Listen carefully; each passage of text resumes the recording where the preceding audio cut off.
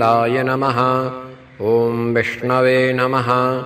ॐ मधुसूदनाय नमः। ॐ त्रिविक्रमाय नमः। ॐ वामनाय नमः।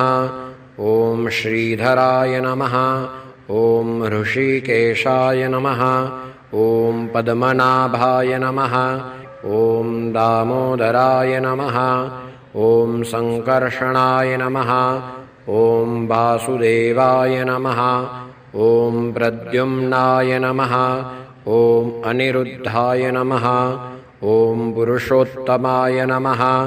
ॐ अधोक्षजाय नमः। ॐ नारसिंहाय नमः। ॐ अच्युताय नमः। ॐ जनार्दनाय नमः। ॐ उपेन्द्राय नमः। ॐ हरये नमः। ॐ श्रीकृष्ण परमात्मा